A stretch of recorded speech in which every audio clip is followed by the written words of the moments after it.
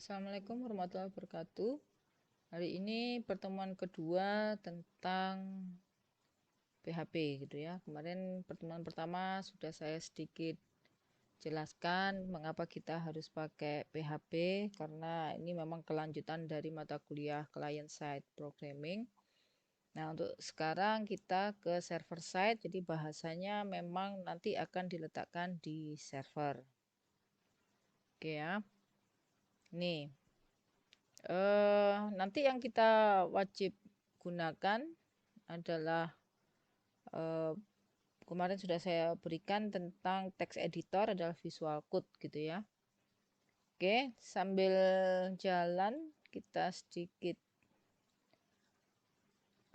ada perkenalan sedikit ya, apa pengertian PHP dan sebagainya, sejarahnya dan sebagainya. Cuman tidak saya detailkan. Oke, tidak saya detailkan, saya baca satu-satu. Saya yakin ini Anda nanti bisa baca, saya kirimkan ke dalam e-learningnya kita. Anda tinggal download, baca sendiri ya. Alhamdulillah Anda bisa baca. Oke, untuk pengenalan seperti ini. Bisa jalan di Windows dan di Unix. Dan ini biasanya murah meriah gitu ya. Jadi tidak ada perlakuan khusus untuk membayar. Ini kelebihannya mendukung banyak DBMS. Penulisannya nanti case sensitif karena sebenarnya PHP itu dasarnya dari C++ gitu ya. Kemudian pengenalan selanjutnya sangat populer digunakan free gitu ya. Kalau ASP punyanya Microsoft itu membayar. Codingnya enggak bayar, cuman yang bikin bayar itu adalah web servernya gitu ya. Atau nanti kalau kita ke hosting sungguhan, nah itu wajib membayar. Oke. Isinya PHP, berisi teks, HTML dan script. Oke ya. Pengeksekusiannya di server. Jadi nanti kalau Anda sudah bermain dengan PHP, coding PHP-nya tidak kelihatan karena eksekusinya di server. Yang kelihatan ya HTML saja. Oke ya, apa yang dibutuhkan? Nah, ini text editor kemarin sedikit saya kenalkan, ada yang namanya, atau saya pembukaan gitu ya, ada yang namanya Visual Code. Sebenarnya macam-macam, pakai Notepad pun sebenarnya bisa. Sebenarnya sama seperti di client side kemarin. Kalau Anda pakai Notepad, pakai Dreamweaver, pakai Sublime, terus apa lagi? Notepad++. Kemarin di kelas lain ada yang pakai Atom itu apa gitu. Belum pernah saya coba yang itu. Itu juga bisa. Cuman agak sedikit manual. Manualnya adalah nanti tak-tak HTML-nya ya agak sedikit ngetik gitu ya. Walaupun Dreamweaver pun juga agak sedikit ngetik. Cuman kalau menggunakan Visual Code, nah untuk tampilannya bisa Anda pakai Bootstrap. Kemarin di klien saya sudah saya berikan materi tentang Bootstrap. Jadi kalau di Visual Studio Code gitu ya, itu tinggal mengaktifkan extensionnya aja. Sedangkan kalau Sublime belum tahu saya bisa apa enggaknya. Saya jarang pakai Sublime. Kalau di Dreamweaver, nah kalau Dreamweaver selama yang saya tahu versi berapa kemarin itu ya, itu tidak bisa pakai extension Bootstrap kecuali kalau Anda pakai manual harus mengaktifkan di ininya ya. Nah itu agak sulit kalau yang Dreamweaver. Setahu saya loh ya, belum saya pernah pakai sampai ke extensionnya. Nah yang kedua adalah web server. Web server ini apa? Jadi anggap saja laptop saya jadikan server. Nah itu bisa katakan ada apa ya, service untuk laptop ini jadikan server. Jadi kita belum ke internet sungguhan gitu ya. Nah di BMS Database Management System macam-macam, ada Oracle, ada MySQL dan sebagainya. Karena kita pakai PHP biasanya familiar dengan MySQL. Bu, bisa lo PHP pakai Oracle, bisa lo PHP pakai macam-macam gitu ya. Nah, itu nanti koneksinya agak sedikit berbeda. Nah, memang biasanya untuk PHP berteman baik dengan MySQL. Nah, untuk instalasi web server Anda bisa pakai seperti ini, cukup banyak jenisnya. Nah, yang familiar yang saya sering pakai adalah yang SAM. Dulu sekali saya pernah pakai WAM, cuma sekali aja. Sekarang yang familiar dan sering orang banyak pakai SAM. Paketannya untuk SAM cukup banyak. Nanti kita coba aja ya. Saya nggak ingat-ingat semua juga. Kemudian manajemen file. Ini yang wajib Anda pahami. Sebenarnya di client side kemarin sudah saya sedikit garis bawahi. Kalau yang namanya tempat kerja, yaitu ya satu folder. Kalau masalah gambar dan lain-lain, CSS, ada JS-nya dan sebagainya, mau Anda jadikan subfolder di dalam tempat kerja tersebut, silahkan. Tapi jangan mencar. Jadi gambarnya saya ambilnya dari C.2. Nah, itu agak sedikit mencar gitu ya. Oke. Kemudian penamaan folder disarankan menggunakan huruf kecil dan disarankan tidak ada spasi. Kenapa kok disarankan? Sebenarnya bisa, pakai spasi bisa. Huruf besar bisa gitu ya. Cuman kadang-kadang akhirnya ada bahasa yang mewakili satu spasi itu. Kalau nggak salah persen 20 nggak salah. Nah, itu kalau orang nggak paham takutnya salah gitu ya. Nah, saya sarankan supaya kita satu kata ya pakai seperti ini. Kalau mau coba sih silahkan gitu ya. Kemudian indeks PHP, nah ini adalah file yang pertama kali akan diakses oleh web server. Indeks .php atau default .php. Ya. Memang kalau client side kemarin defaultnya adalah HTML ekstensinya, tapi kalau menggunakan server biasanya yang dicari adalah indeks .php. Oke. Menjalankan file PHP. Nah, ini beda ya. Kalau kemarin langsung saja, kalau kemarin Anda lihat Anda mainnya di client side langsung ke filenya ya. Misalnya file D di drive D atau di drive C gitu ya. Nama foldernya dan sebagainya. Nah, ini namanya HTML-nya kelihatan. Jadi kepanjang gitu ya, tapi kelihatan yang di depan itu ada drive-nya. Nah, itu termasuk client side. Jadi filenya itu ada di klien, filenya ada di klien. Sedangkan yang namanya server side nanti manggilnya berbeda lagi. Jadi hostnya yang kita panggil. Ini bisa host URL-nya nanti kalau sudah ke internet sungguhan gitu ya. Kemudian baru foldernya. Nah, di sini sudah tidak ada yang namanya file ekstensinya apa gitu ya. Karena kebetulan file utamanya menggunakan indeks .php oleh hostnya, langsung dia akan ditampilkan websitenya, cuman nggak ditampilkan di address barnya. Nah, ini bedanya. Kadang-kadang mahasiswa atau teman-teman kalau yang masih bingung, kadang-kadang yang bikin bingung, loh Bu kok nggak jalan? Nah, saya lihat, yang pertama saya lihat adalah ininya. Lah, kalau D.2 ya nggak akan pernah jalan. Karena kalau namanya ekstensinya PHP, dia harus larinya di server, di localhost. Gitu. Oke. Nah, untuk blok penulisan seperti ini, dulu pernah saya pakai yang atas. Ini PHP versi lama, 34-an gitu ya. Nah, PHP versi 5 titik dan seterusnya itu sudah menggunakan tag seperti ini. Versi 4 lupa saya ya.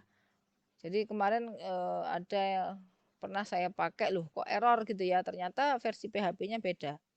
Loh, versi PHP-nya bagaimana kita tahu, Bu? Nah, nanti saya tunjukkan bagaimana kita mengetahui versi PHP yang kita pakai. Oke, mungkin nanti videonya akan sedikit terpisah. Saya jadi bagi dua. Yang pertama adalah gimana sih cara langkah awal kita mau ngapain itu ya. Yang kedua adalah langsung ke PHP-nya, kita bermain-main dengan PHP. Oke. Nah, yang bawah ini juga bisa, cuman orang jarang pakai. Kenapa? Panjang. Gitu ya. Nih. Oke, ini contohnya pakai cara penulisannya seperti ini. Anda lihat menggunakan echo. Echo itu adalah semacam kalau di C++ adalah print. Gitu ya. Printf gitu ya. Kemudian, nah ini, nyimpennya kok di C.2. Nah, tempat kerjanya kita kalau sudah nanti berhubungan dengan server, nah biasanya nama aplikasinya apa? Nah, ini defaultnya, tempat kerjanya. Baru tempat kerja secara keseluruhan, baru sub-sub folder yang nanti jadi tempat kerja kita. Misal Bentar ya, saya sedikit tunjukkan.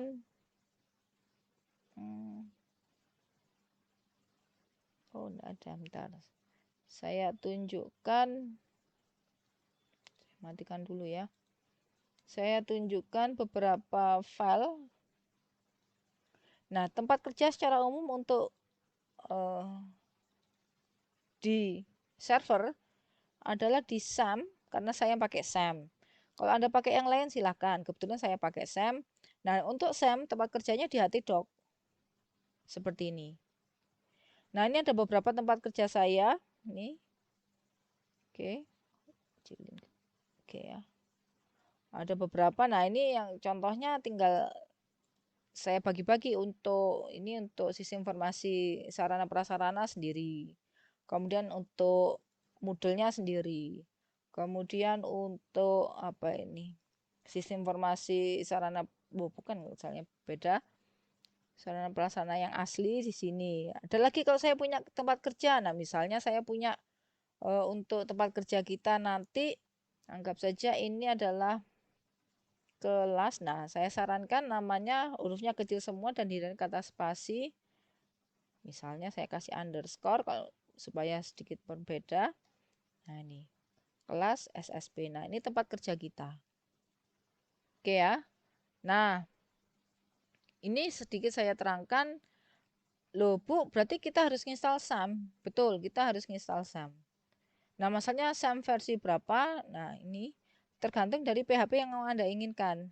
Versi berapa? Yang terbaru kalau nggak salah versi 7. Oke ya, saya panggil, sudah saya install. Saya tidak memberikan cara menginstalnya ya. Kalau nggak salah ya tinggal next aja. Oke. Loh, kok error nggak tahu. Yang untuk SAM versi ini baik di tempat saya atau di tempat lain mesti errornya tapi nggak masalah, tetap bisa jalan. Nah, ini adalah service yang nanti bisa Anda jalankan dari paketannya SAM. Apa aja ini web server, MySQL ini DBMS, FileZilla ini tempat kita untuk mengupload ke hosting sungguhan. Cuman saya sarankan atau ini jalan apa enggak, orang jarang pakai yang dari SAM.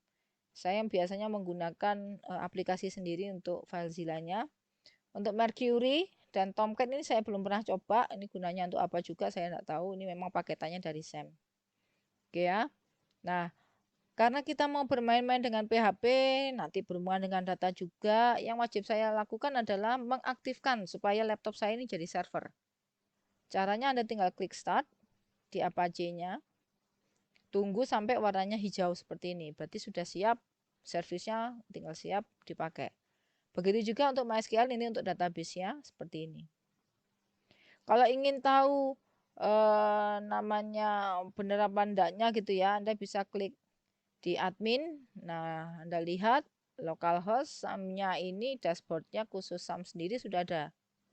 Tapi untuk misalnya ke PHP MyAdmin-nya, apa itu? PHP MyAdmin itu anggap saja kalau mengaktifkan MySQL-nya, nah Anda tinggal klik di admin-nya ini juga sama. Alamatnya sedikit berbeda. Yang ini localhost dashboard untuk SAM-nya, yang ini untuk MySQL-nya di sini. Localhost _PHP MyAdmin. Ya. Nah, untuk pengen tahu versi PHP-nya, ini biasanya di sini, di PHP info. Nah, versinya adalah 7.3. Nah, saya sarankan punya Anda, saya sarankan sama versi 7.3 karena nanti ada perbedaan. Kalau Anda misalnya kurang dari 5.6, akhirnya bahasanya sedikit berbeda. Ada nanti kita pakai MySQL I gitu ya. Beda. Kalau yang di bawah itu pakai MySQL saja. Nanti versi 5.6 ke atas itu pakai ada bonusnya MySQL I. Apa itu I? Itu apa ya, lupa saya. Lupa saya. Oke. Maafkan. Oke, ini adalah database-nya, infonya dan sebagainya. Oke, itu perkenalan apa yang harus wajib kita jalankan. Nah, tadi kita sudah nyoba, kita sudah buat tempat kerja di tempat kerjanya SAM. Htdoc kita buat namanya kelas SSP. Masalahnya kita coba benar nggak kelas SSP ini sudah dibuat dan tinggal bisa dijalankan. Nah, Anda tinggal tuliskan saja di sini di address barnya localhost, ya. Kemudian garis miring, nama folder Anda, kelas underscore SSP. Anda enter. Jika benar, nanti mesti ada index of. Tapi kalau jika salah, misalnya saya tambahkan angka 1 di sini ya, kan tidak ada folder kelas SP1. Nah, ini dia akan protesnya. Object not found. Error 404 itu dianggap memang tidak ada. Folder tersebut memang tidak ada. Tapi kalau beda lagi, kalau sudah ada, mesti harus index of. Jadi langkah-langkah yang harus Anda lakukan pertama, satu, aktifkan SAM-nya. Ini ya, Anda aktifkan SAM-nya. Apache dan MySQL. Oke. Ini Anda matikan tidak apa-apa. Bukannya hilang servisnya, Anda bisa aktifkan Anda lihat di status ini lambang SAM-nya. Oke, Anda tinggal double klik, kembali lagi seperti ini. Kemudian yang kedua, langkah yang kedua, bentar ya saya tuliskan saja. Notepad. Langkah yang pertama adalah install dan aktifkan Apache plus install SAM dan aktif plus MySQL. Oke. Yang kedua, buat folder kerja di anggap saja drive, kebetulan saya install SAM-nya di C ya. Jadi tergantung Anda installnya di D ya nanti D.2 gitu ya. SAM htdoc. Nah, titik-titiknya ini saya isi, terserah Anda apa namanya. Sama seperti ini. SAM, cari aja di C, SAM, htdoc, kemudian Anda buat nih, klik kanan di sini new folder. Nah, itu tempat kerja Anda. Kalau sudah, cek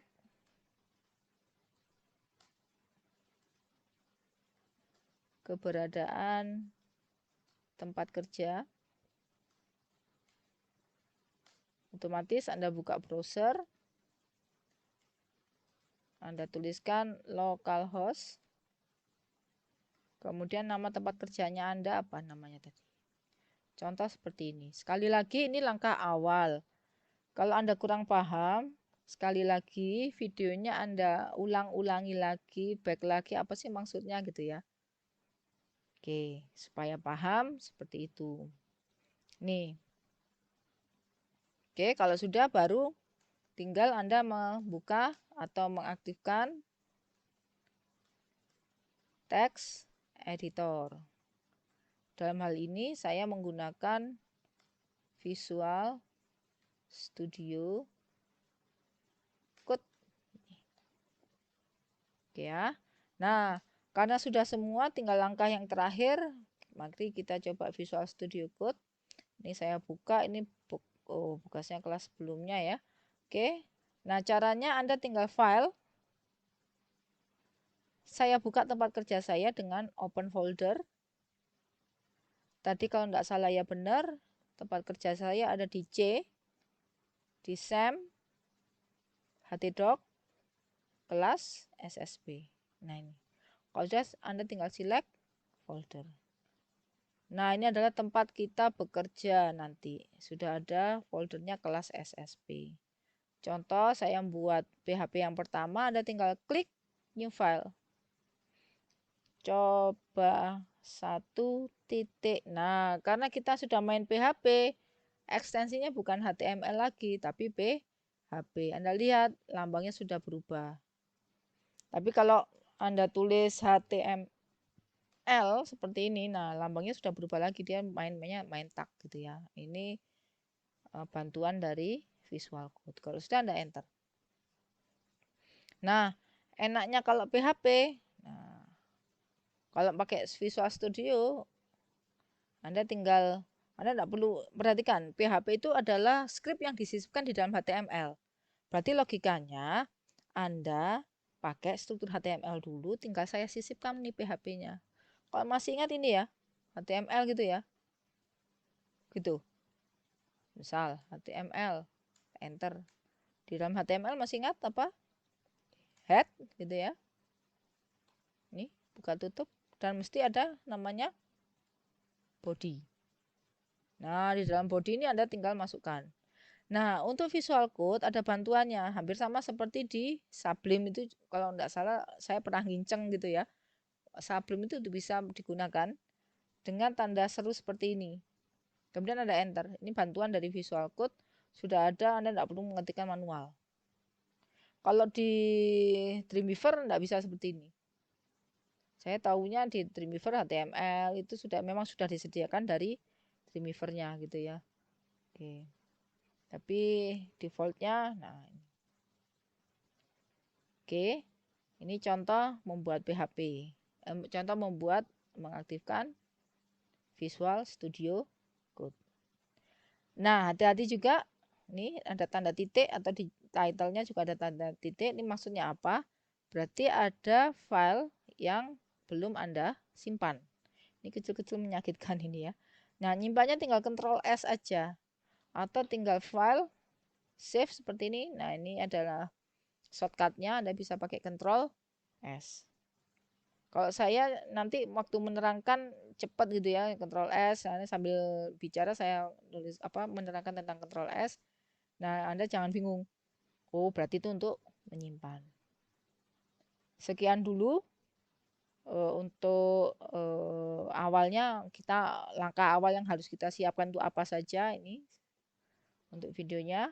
Saya tutup. Assalamualaikum warahmatullahi wabarakatuh.